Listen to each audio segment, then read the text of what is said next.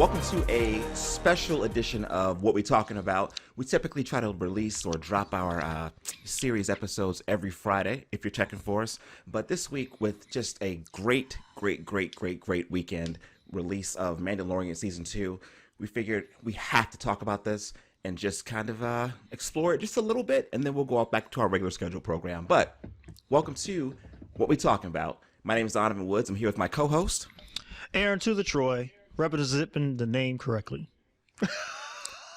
All right, that's for the record. We're not changing that. All right, perfect. So, Aaron, let me break this down for you. Why I'm the one introducing this episode. First of all, I'm the adult.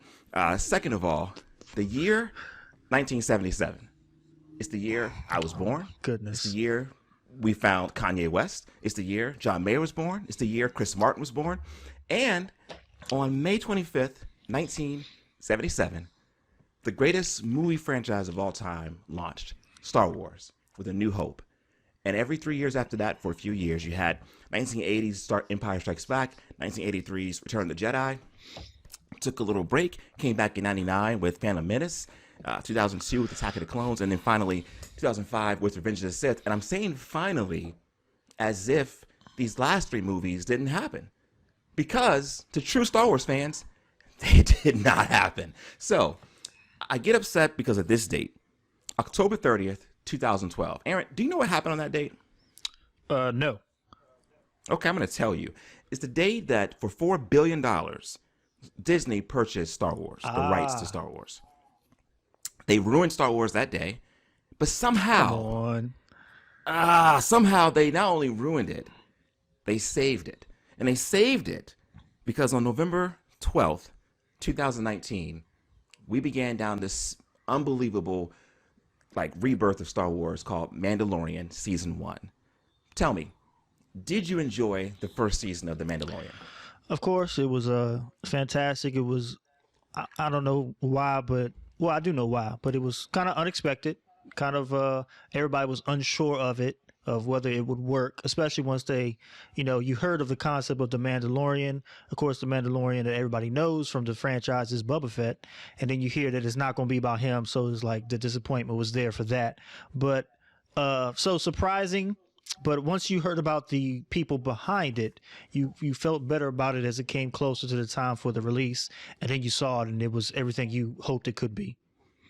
Exactly. Because let me ask you this. Did you enjoy the first Iron Man?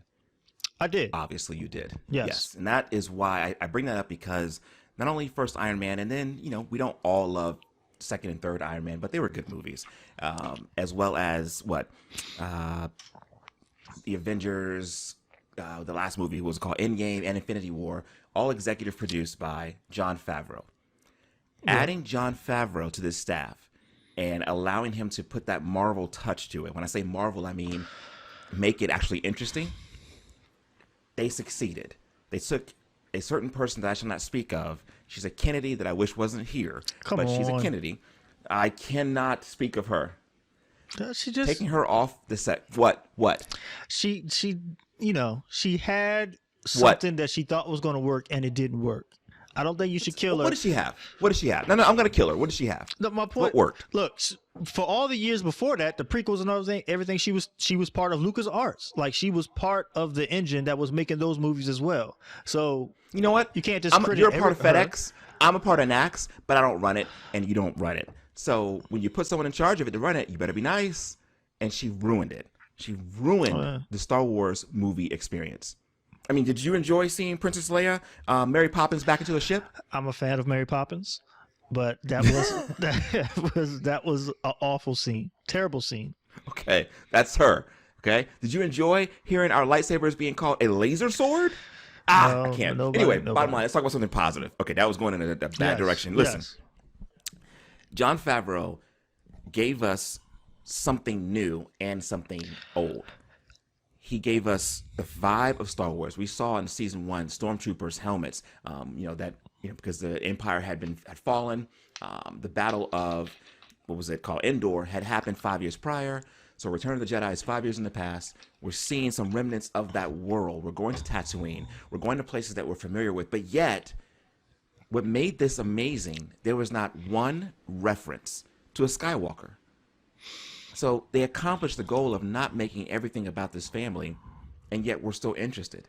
And in fact, we're going to tease you and say we're going to have a Mandalorian, as you mentioned earlier, and it's not going to be Boba Fett. It's going to be, who is it? I think his name is Din Djarin. No one knew who he was. Correct. But yet, he's a fantastic character. And for those of you who aren't real Star Wars fans, I'd say the part that made it really pop culture history is quote unquote Baby Yoda. That was a surprise hit I did not see coming, and he's still great in season 2, the first. I don't want to go into what happens in season 2 opening scene, but he's still a great character, and I can't wait to see how they explore it. I will say that I agree with most everything you said. The producer and director and Dave Filoni did a fantastic job with Favreau, and multiple producers on the set. I can't remember everybody's name, but there were multiple directors rather for different episodes, and they all did a great job of, like you said, taking something beloved, keeping the feel of it while making it new at the same time. That is what was failed in the subsequent sequels.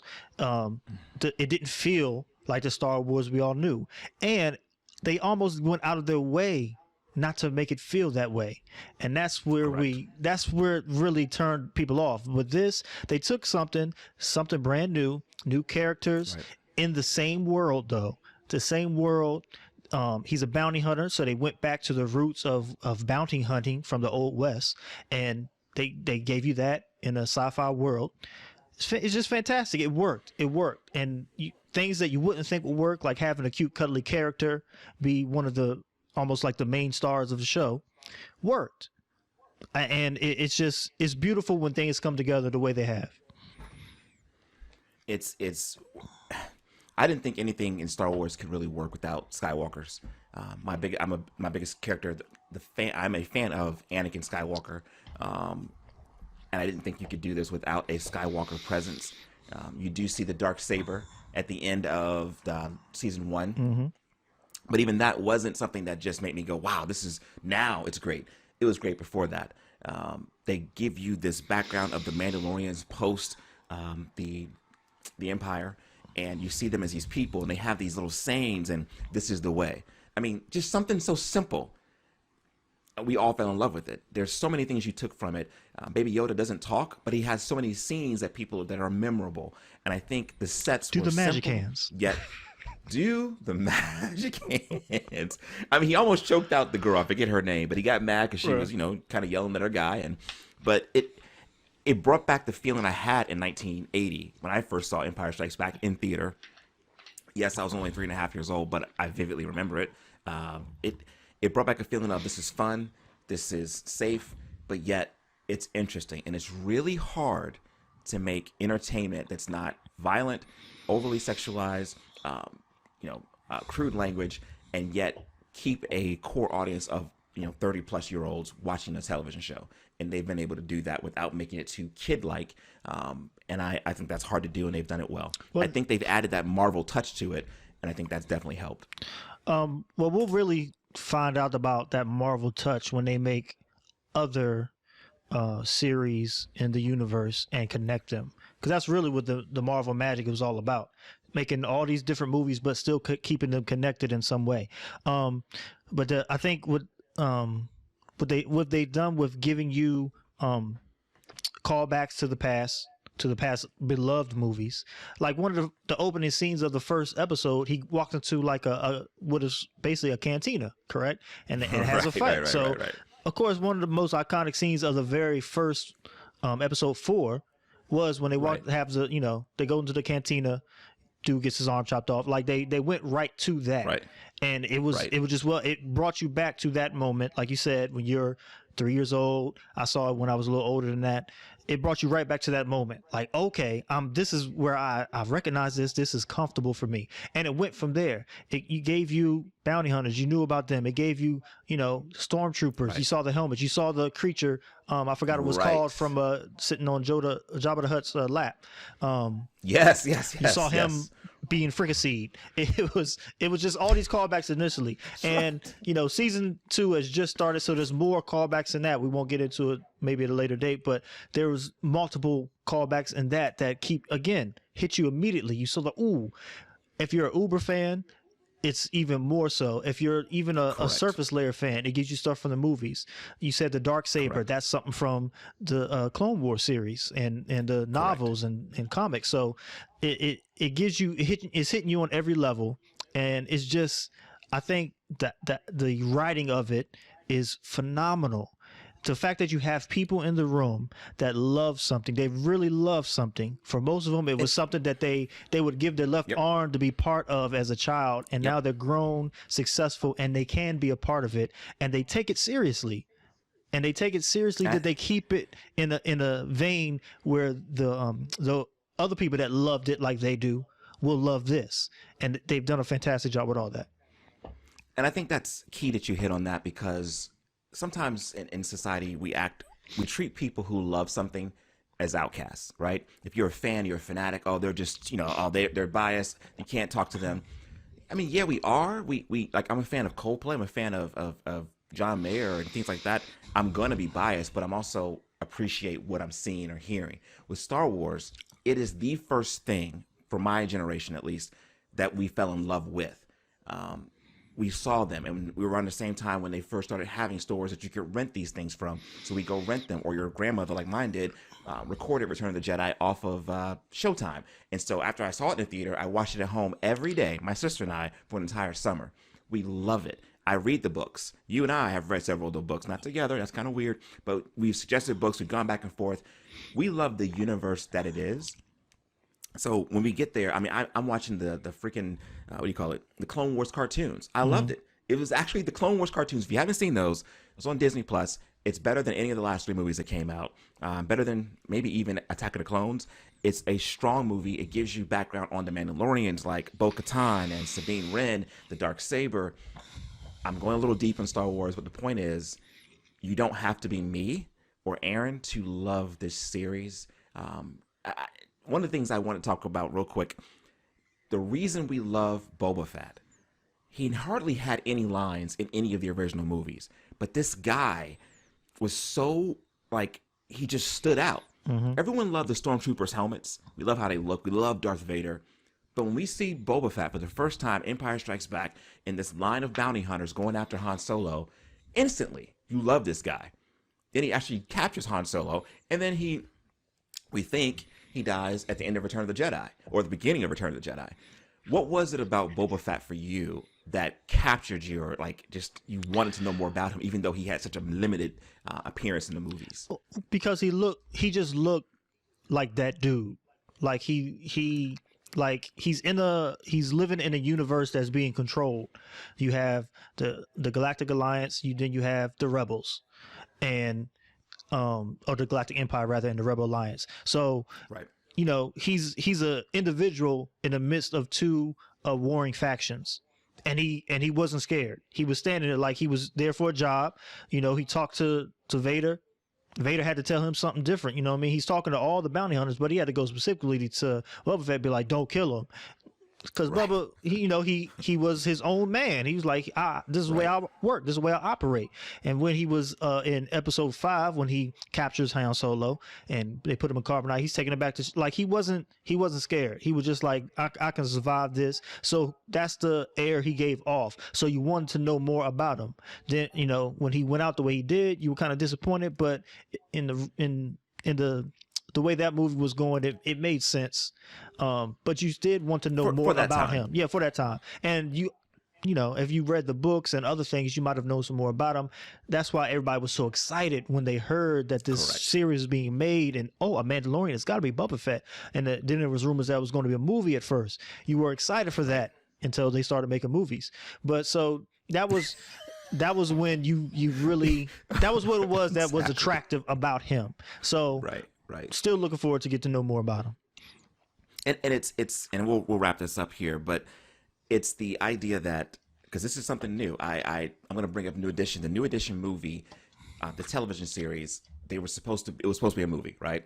And they decided, no, let's not make it a movie. 2 hours isn't enough to tell a 20 plus year story. Let's cut it into 3 or 4 nights, 2-3 hours a night.